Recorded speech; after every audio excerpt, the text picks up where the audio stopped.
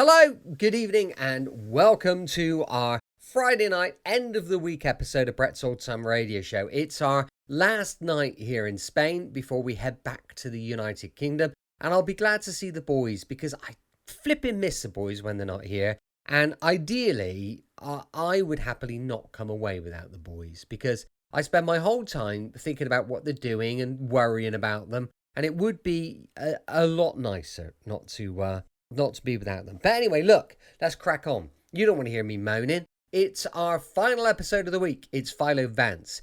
It's an episode called The Idol Murder Case, first broadcast on the 25th of January, 1949.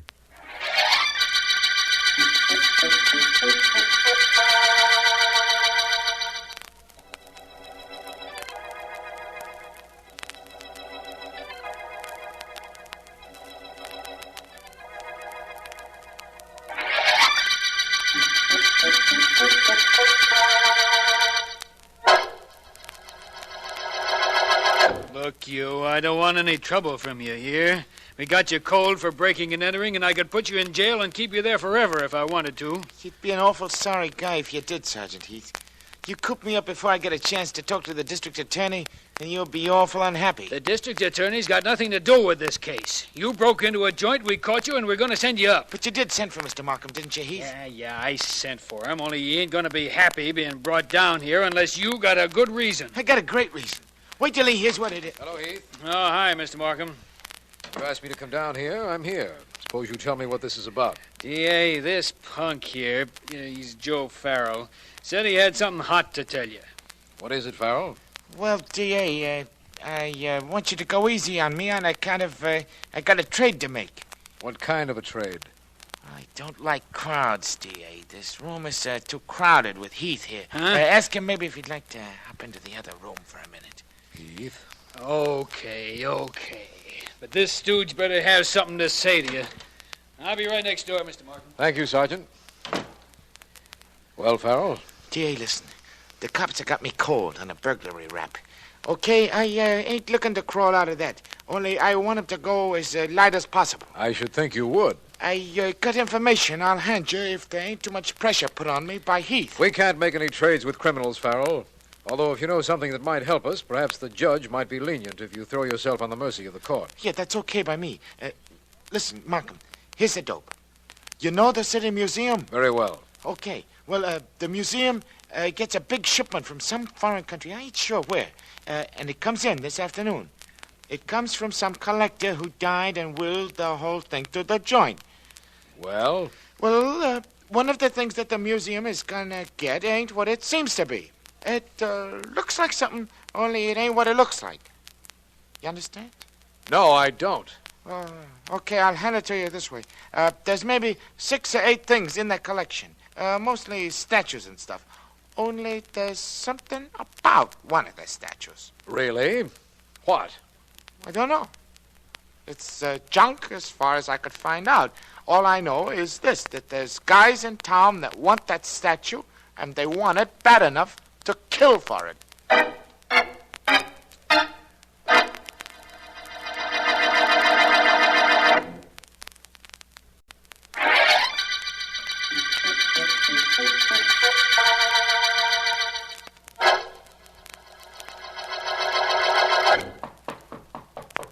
Come in. Come in, sir. Master, it is here. It is here. Well, talk, man. Talk. Tell me everything about it. Mr. Peters, I wait in the museum until the crates are open. I see it with my own eyes. It is here, Master. The bungee, the idol my tribe worshipped. We will get from the museum, no? 3 years I've trailed that statue from one end of the globe to the other. Now it is within reach. The bungee.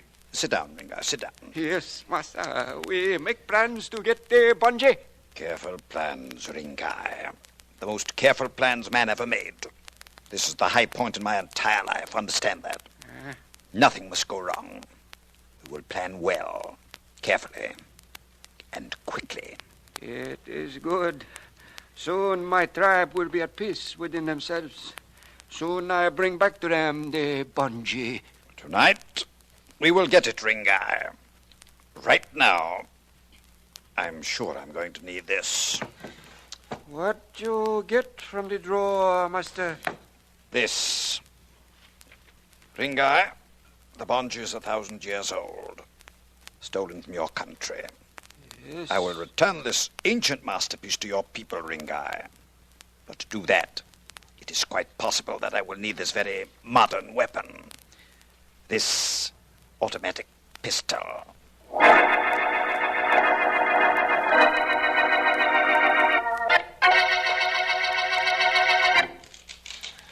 All day I do nothing but open these crates. I'm supposed to be the curator in this museum, and all day I... What are you doing here? Excuse me, Mr. Jasper. You are Mr. Jasper? Yeah, sure, my name is Jasper. Who are you? What are you doing in the museum?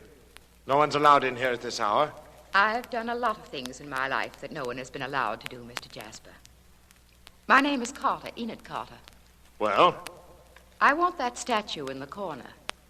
That ugly copper thing, the Bonji. I'm sorry, it's not for sale. And you've got to leave here, Miss Carter. Regulations. I have no interest in regulations. I want that statue, do you understand? It's thousands of years old. It's been worshipped by generations of natives. I must have it for my collection. I'm sorry, Miss Carter. There's nothing I can do for you. I can't sell it to you. It just isn't for sale. And you'll have to leave here now. I've got to get the rest of this stuff uncrated before I can go to bed. And I'm tired. Listen, Mr. Jasper, listen closely. I want that statue, the Bonji. I must have it. I'll pay you for it. More money than you've ever seen in your whole life. I don't know why everybody wants the Bonji. It's only an ugly piece of copper. Who else wants it? Tell me, man, who else was here asking about the Bonji? A fellow named Peters called up on the phone about it a little while ago. You know him? He mustn't have it. Whatever you do, you mustn't sell it to him. Miss Carter, I can't sell it to anybody. It belongs to the museum, and the museum has decided it is not for sale. I don't care what the museum has decided. I'm going to have that statue before Mr. Peters or anyone else gets it. I'm going to have it, and I'd just like to see anyone stand in the way of my getting it.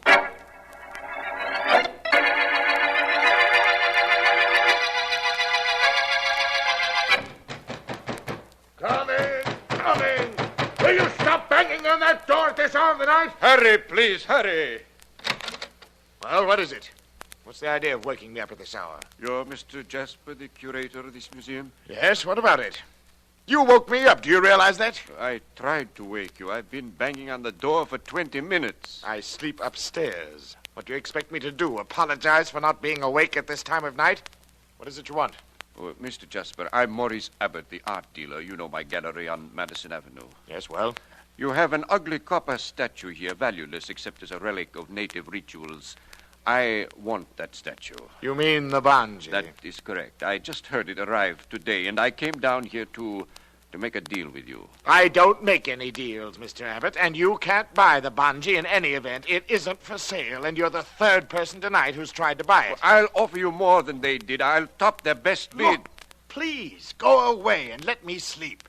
The Bonji is not for sale. At least let me look at it. Let me see it. Go away. Good night, Mr. Abbott. Come around in the morning when the museum will be open. Don't close this door on me. I want to talk to you, Mr. Jasper. Not tonight anymore, you don't. I'm going to bed.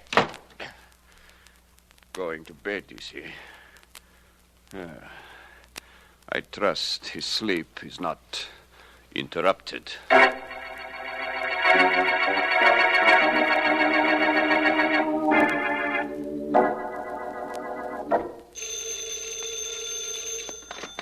Philo Vance speaking. Vance, Markham. Well, hello, Markham.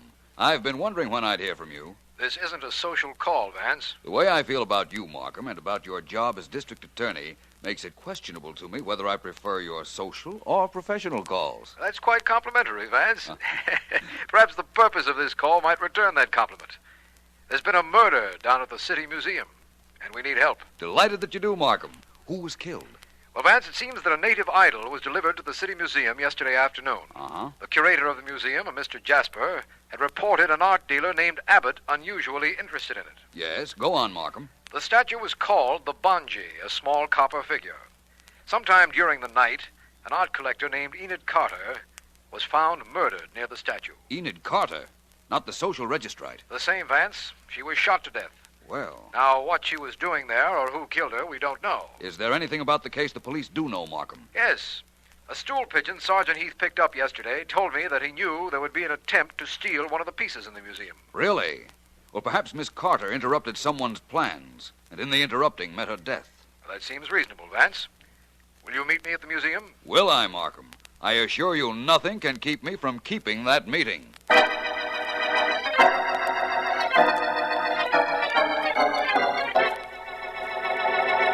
Come right into this room, please, Mr. Jasper. Mr. Vance would like to talk to you. Yes, Mr. Markham, of course. Hello, Mr. Jasper. Please sit down. Thank you, Mr. Vance. I've been looking over your papers on that shipment that came to this museum yesterday, Mr. Jasper. I think the statues, or rather one statue, has a direct bearing on the death of Miss Carter. Well, she probably broke in here last night after the museum was closed, Mr. Vance. I know there was no one here when we locked up. How she got in or why, Mr. Jasper, may or may not be important. Markham, did you ever hear of the Bonji before today? No, Vance, I'm sorry, I didn't. If Mr. Jasper will correct me if I go too far astray. Yes, of course. The Bonji was a native idol stolen from a tribe many years ago.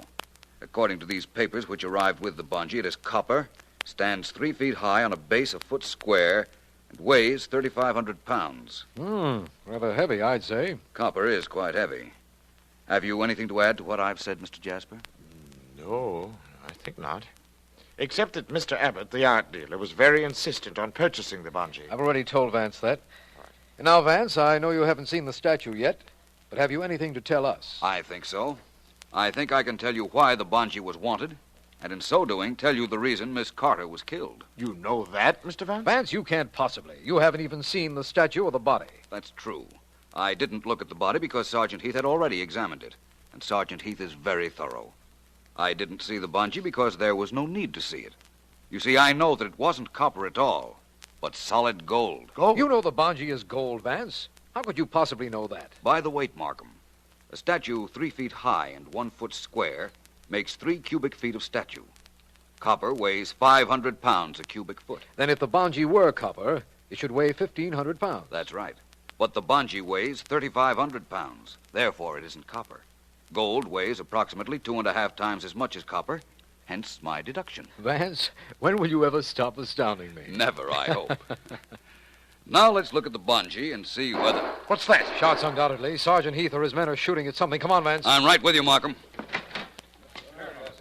There's Heath at the window, firing at something on the outside. Yes, I know. Heath, Sergeant Heath, what's happened? They got away, D.A. Hello, Vance. Hello, Heath. Who was it got away? Search me. 2 guys must have been hiding in this joint and thought they saw a chance to sneak out the window a couple of minutes ago. I spotted them, yelled to them to stop, but they wouldn't, so I fired at them. Did you hit them, Heath? No, I don't think so. I think they made it okay.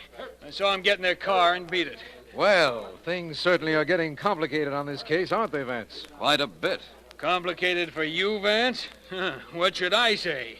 Wait till the papers hear about this. Imagine what happens to me when I gotta tell them that Miss Carter's murderers were here, sneaked right out under my nose, and I can't find them. Well, if that's all that's troubling you, Heath, forget it. Huh? When the reporters ask about the shooting, tell them just one thing, and they won't annoy you any further. What's that one thing? Mr. Markham can probably tell you. Can you, Markham? Why, yes. Only for the life of me, I don't know how you can do it. Heath, tell the reporters that Philo Vance can produce the 2 men who just escaped from this museum. Is that right, Vance? Yes, Markham. That is precisely what I want Heath to tell the reporters.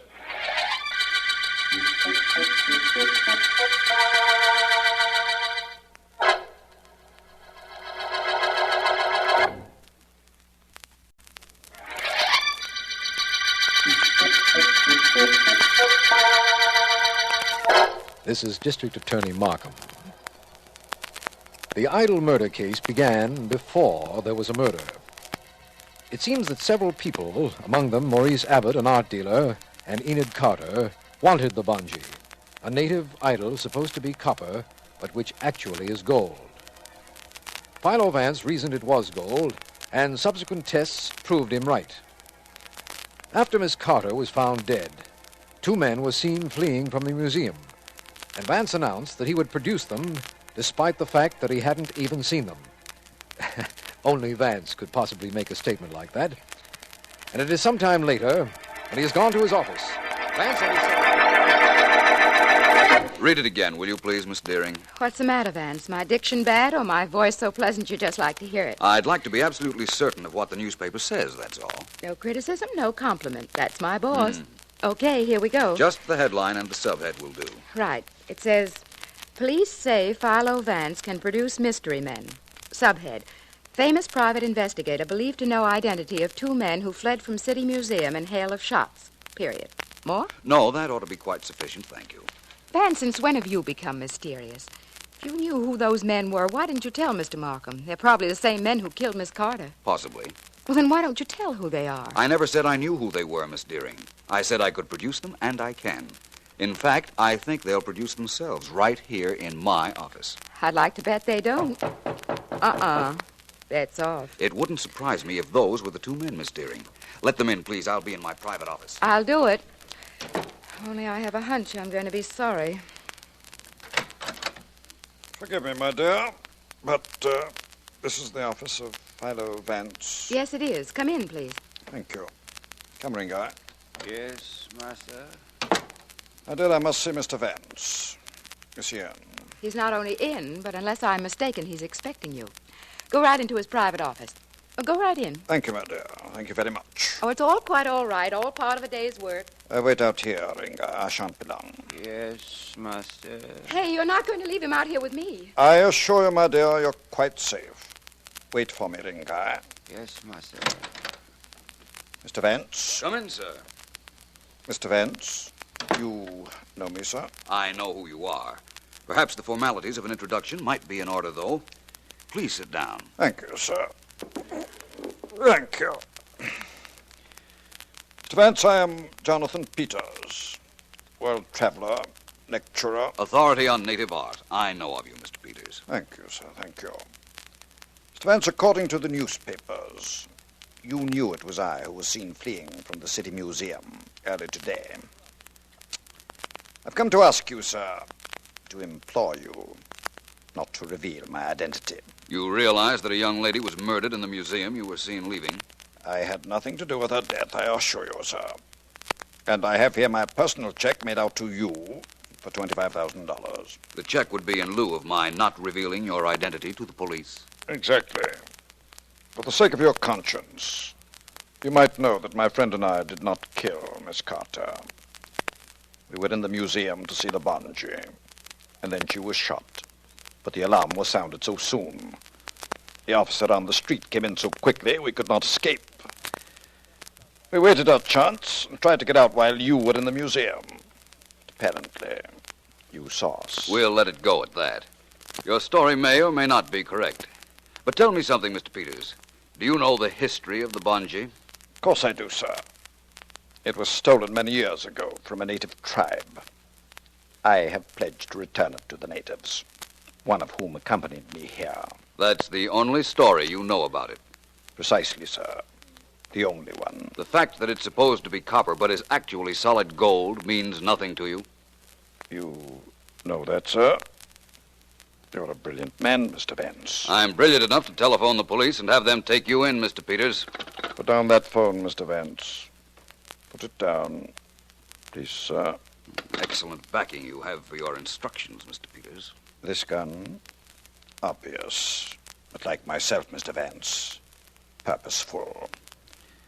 Helps me get into places and, as now, out of them. Please don't move, sir. I'm sorry to have to leave like this, but before I go, I beg you to reconsider calling the police. It will necessitate a return visit to you from my friend, this gun, and to me. You're a clever man, Mr. Vance. Be a smart one, sir, I beg of you. Do not call the police.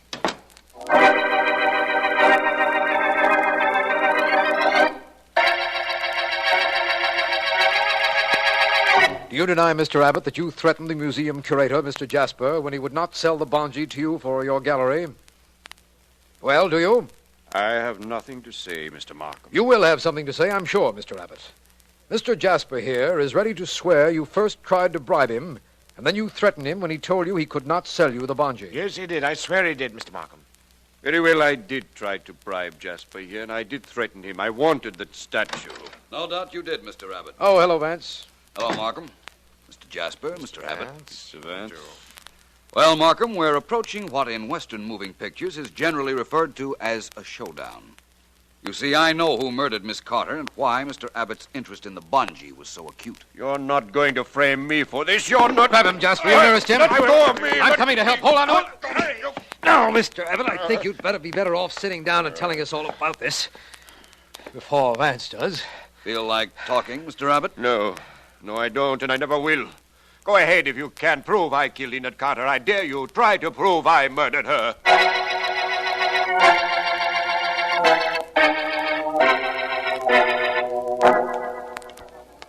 Well, Vance, that's the City Museum right ahead of us. Yes, it is. You didn't ask Sergeant Heath and me to come here with you, merely as bodyguards, did you? No, Markham, I didn't. Well, I'm glad of that. I'd like to put this body of mine in a big bed and guard it with a couple of blankets. No lullaby, Heath. Golf.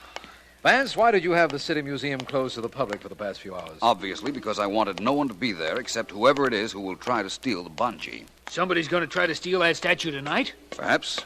They know the museum is unguarded, and I believe that time is a factor, and the attempt will be made tonight. You have the door key, Markham. Yes, of course, right here. Open it quietly, please. All right.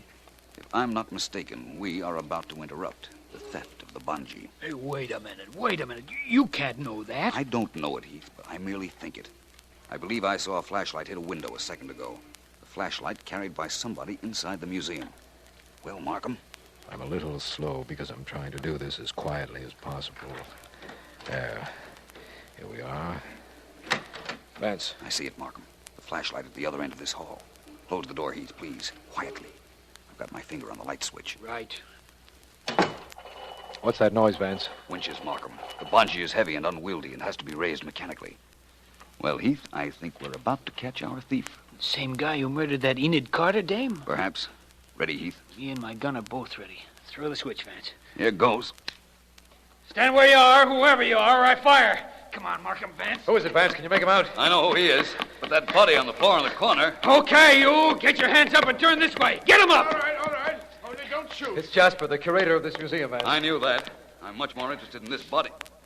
Markham, it's Jonathan Peters. What? He's still breathing.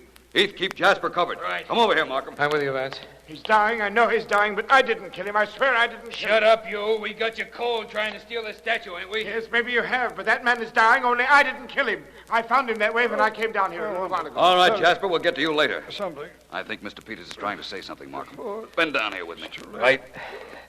I can't. Hello, Mr. Peters. How are you, Vance? You find me in a sorry state, sir. A sorry state indeed. Who did this to you, Mr. Peters? That native boy I had with me, Ringai. He found I was trying to obtain the bungee. Not for his tribe, but for myself. We'll pick that boy up in a hurry, Vance. Is there anything we can do for you, Mr. Peters? For me, sir, nothing. This is not quite the idea of the way I should prefer to die. So near to a fabulous fortune. So very near. But fate has made a decision. And I shall abide by it, gentlemen. Yes, I shall abide. He's gone, Markham. Yes. And I believe you can charge Mr. Jasper here with murder. I? Well, you know I didn't kill him. He told you that. I heard him. You don't believe I killed him, do you? You can't. I didn't say you killed him, Mr. Jasper. I said you could be charged with murder. You see, I've known all along you killed Enid Carter.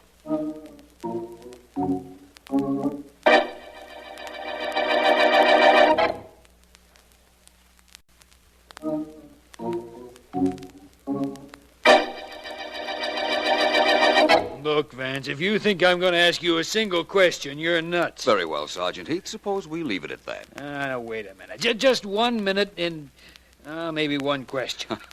How did you know Jasper killed that Miss Carter? Well, Heath, I'll tell you. To begin with, he knew the weight of that statue, the bungee. Knowing it, he knew it wasn't copper, but gold. and as such, worth a fortune. That still don't tell me where Miss Carter comes in, or that Peters guy and his stooge either, or Abbott. They all come in together, Heath. They all wanted the bungee. Miss Carter wanted it so much that the night of her death, she came to the museum to make a deal with Jasper to steal it. But apparently she came into the museum while Mr. Jasper was trying to do that very thing for himself, and she caught him at it. Yeah, but Peters and the native were there, too. That's right. But fortunately for them, they hadn't gotten into the room where the bungee was kept. They were in another room when they heard shots. A policeman came tearing in, discovered the body, and they couldn't get out until the next day. You see, they were hiding in the museum. Yeah, but if they couldn't get out, how could the murderer? He couldn't either. That's how I knew it was Jasper. His living quarters were upstairs. He got up there in time to be presumably awakened by the police. And Abbott, the art dealer? Completely innocent, although he was working for Peters. And Peters had threatened his life if Abbott revealed Peters' identity to us. That accounts for his attitude while we were questioning him earlier today. Yeah, I guess it does. Hey, Vance, I promised you I wouldn't ask any questions. I bet I asked a million, huh? It's all right, Heath. I enjoyed answering them. I like to make statements, you see. Statements such as, "This is the end of the Idol murder case."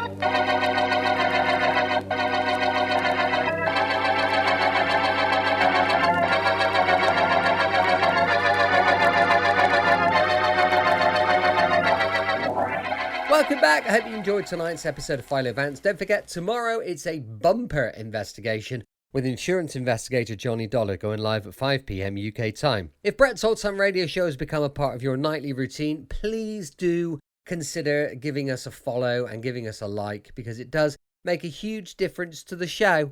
Thanks so much for listening. I'm here with you 7 days a week, each and every week, and I'll see you tomorrow on Brett's Old Time Radio Show. Love you, bye.